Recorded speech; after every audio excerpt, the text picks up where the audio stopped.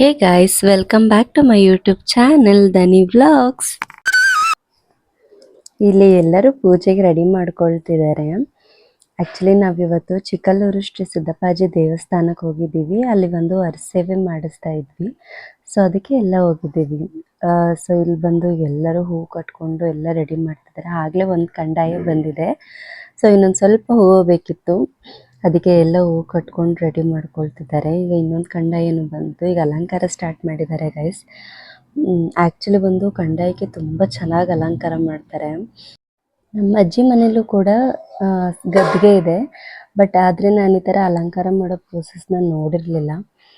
ಯಾಕಂತಂದರೆ ನಾವು ಅಂದರೆ ನಮ್ಮ ಮನೇಲಾಯಿತು ಅಂತಂದರೆ ಅವಾಗೆಲ್ಲ ನಾವು ಚಿಕ್ಕವರಿದ್ವಿ. ಅಂದರೆ ಅದೇನೇ ಅಲಂಕಾರ ಮಾಡ್ತಾ ಇದ್ರೂ ಅವ್ರು ಪೂಜೆ ಮಾಡ್ಕೋತಾರೆ ದೊಡ್ಡವರು, ನಾವು ಆಟ ಆಡೋದಷ್ಟೇ ಅನ್ನೋ ಥರ ನಮ್ಮ ಮೈಂಡ್ ಸೆಟ್ ಇತ್ತು ಅವಾಗ.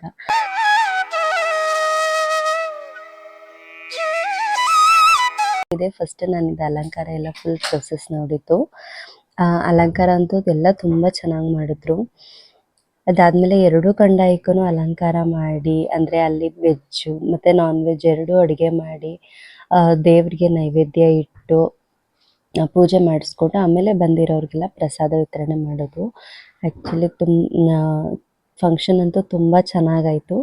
ಹಾಗೆ ನನ್ನ ಸೊಸೆದು ನಾಮಕರಣ ಕೂಡ ಆಯಿತು. ಲಾಸ್ಟಲ್ಲಿ ಆ ಕ್ಲಿಪ್ಪಿಂಗ್ ಕೂಡ ಹಾಕಿದ್ದೀನಿ, ಅದನ್ನು ಕೂಡ ನೋಡಿ. ಸಿದ್ದಪ್ಪಾಜಿಯವರು ಮಂಟೇಸ್ವಾಮಿಯವರ ಶಿಷ್ಯ. ಮಂಟೇಸ್ವಾಮಿ ಬಂದು ಬೊಪ್ಪೇಗೌಡನಪುರದಲ್ಲಿ ಐಕ್ಯವಾಗಿದ್ದಾರೆ. ಹಾಗೆ ಸಿದ್ದಪ್ಪಾಜಿನೂ ಕೂಡ ಚಿಕ್ಕಲ್ಲೂರಲ್ಲಿ ಐಕ್ಯ ಸಿದ್ದಪ್ಪಾಜಿನ ಮಂಟೇಸ್ವಾಮಿಯವರು ಅವರ ತಾಯಿ ಮುದ್ದೋಜಿಯವರ ಹತ್ರ ದಾನವಾಗಿ ಇಸ್ಕೊಂಡು ಬರ್ತಾರೆ. ಆದರೆ ಅವರ ತಾಯಿ ಮಗನನ್ನು ಕೊಡೋದಕ್ಕೆ ಒಪ್ಕೊಳ್ಳೋದಿಲ್ಲ.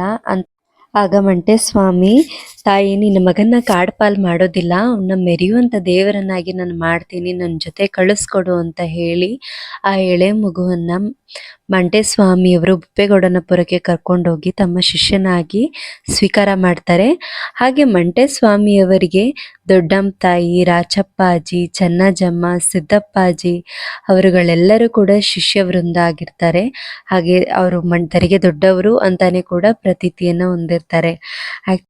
ಈ ಕಂದಾಯಗಳೆಲ್ಲ ಸಾಕ್ಷಾತ್ ಸಿದ್ದಪ್ಪಾಜಿ, ರಾಚಪ್ಪಾಜಿ, ಚನ್ನಜಮ್ಮ, ದರೆಗೆ ದೊಡ್ಡವರು, ಮಂಟೇಸ್ವಾಮಿ, ದೊಡ್ಡಮ್ಮ ತಾಯಿ ಇವ್ರುಗಳೇ ಅಂತ ಹೇಳಿ ನಂಬಿ ಪೂಜೆ ಮಾಡೋ ಪ್ರತೀತಿ ಕೂಡ ಇದೆ.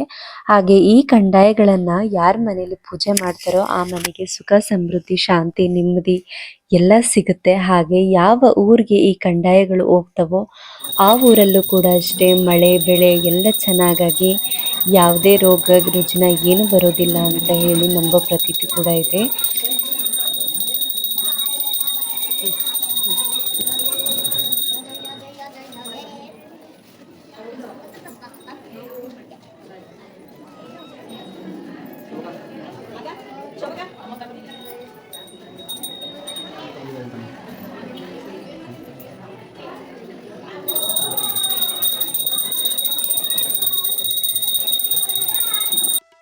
ಮಂಟೇಸ್ವಾಮಿಯವರು ಹೇಳಿರುವಂಥ ಕಾಲಜ್ಞಾನ ಕೂಡ ಈಗ ನಿಜವಾಗ್ಲೂ ನಡೀತಾ ಇದೆ. ಕಲಿಯುಗ ಅಂತ್ಯ ಆಗಬೇಕಾದ್ರೆ ಏನೆಲ್ಲ ಆಗಬೇಕು ಅಂತ ಹೇಳಿ ಅವರು ಕಾಲಜ್ಞಾನದಲ್ಲಿ ಹೇಳಿದ್ದಾರೆ. ನಿಮ್ಗದು ತುಂಬ ವೀಡಿಯೋಸ್ ಎಲ್ಲ ನೀವು ನೋಡಿರ್ತೀರಾ, ಹಾಗೆ ಹಾಡು ಕೂಡ ಕೇಳಿರ್ತೀರಾ.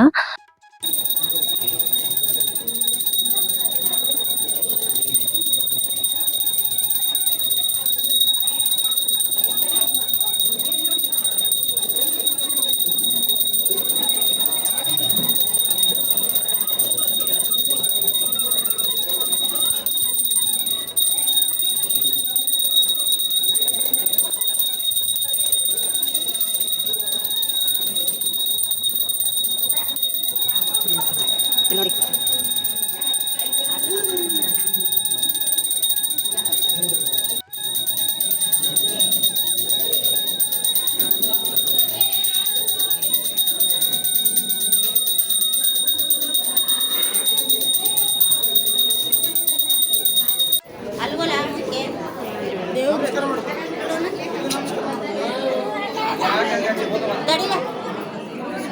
ನೋಡ್ಬೇಕು, ಇಲ್ಲಿ ನೋಡಿ ಚಿಕ್ಕ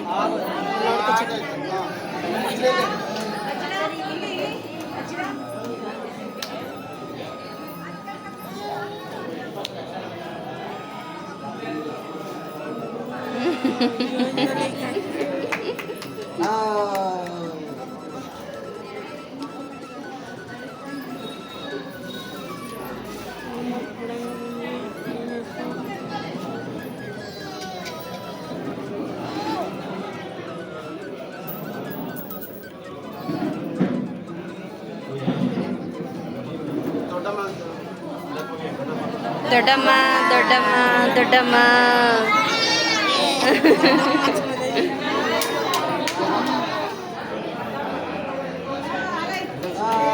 ಹಾಗೆ ಇಲ್ಲಿ ಬಂದು ನಾಮಕರಣ ಎಲ್ಲ ಆಗಿ ಮಕ್ಕಳಿಗೆ ನಾನ್ ವೆಜ್ ತಿನ್ಸೋಕ್ಕೆ ಸ್ಟಾರ್ಟ್ ಮಾಡ್ತೀವಿ. 1 ವರ್ಷ ಆದಮೇಲೆ ಮಕ್ಕಳಿಗೆ ನಾನ್ ವೆಜ್ ಕೊಡ್ತೀವಿ. ಸೊ ಇಲ್ಲಿ ಅದು ಕೂಡ ಆಯಿತು. ಸೊ ಫಂಕ್ಷನ್ ಎಲ್ಲ ತುಂಬ ಚೆನ್ನಾಗಾಯಿತು. ಪೂಜೆ ಎಲ್ಲ ಮುಗಿಸ್ಕೊಂಡು ನಾವೀಗ ಊಟಕ್ಕೂ ಕೂಡ ಬಂದ್ವಿ. ಊಟ ಅಂತೂ ತುಂಬ ಚೆನ್ನಾಗಿತ್ತು. ಬಿಸಿಲಲ್ಲಿ ಚೆನ್ನಾಗಿ ದಣಿದಿದ್ದಕ್ಕೂ ಕೂಡ ಊಟ ತುಂಬಾ ಚೆನ್ನಾಗಿತ್ತು. ತುಂಬ ಇಷ್ಟ ಆಯಿತು. ಹಾಗೆ ಫಂಕ್ಷನ್ನು ಕೂಡ ಚೆನ್ನಾಗಾಯಿತು. ವಿಡಿಯೋನು ಕೂಡ ಚೆನ್ನಾಗಿ ಬಂತು. ಐ ಹೋಪ್ ಈ ವಿಡಿಯೋ ನಿಮಗೂ ಕೂಡ ಇಷ್ಟ ಆಗಿರುತ್ತೆ. ಪ್ಲೀಸ್ ನನ್ನ ಚಾನಲ್ನ ಲೈಕ್ ಮಾಡಿ, ಶೇರ್ ಮಾಡಿ, ಸಬ್ಸ್ಕ್ರೈಬ್ ಮಾಡಿ. ಹಾಗೆ thank you for watching Dhani vlogs. ಹಾಗೆ ಈ ವಿಡಿಯೋದಲ್ಲಿ ನಾನು ಹೇಳಿರುವಂಥ ವಿಚಾರದಲ್ಲಿ ಏನಾದರೂ ತಪ್ಪಾಗಿದ್ದರೆ ಅದನ್ನು ಕೂಡ ತಿಳಿಸಿ, ನಾನು ಅದನ್ನು ಸರಿ ಮಾಡ್ಕೊಳ್ಳೋವಂಥ ಪ್ರಯತ್ನ ಕೂಡ ಮಾಡ್ತೀನಿ. Thank you for watching Dhani vlogs. Bye.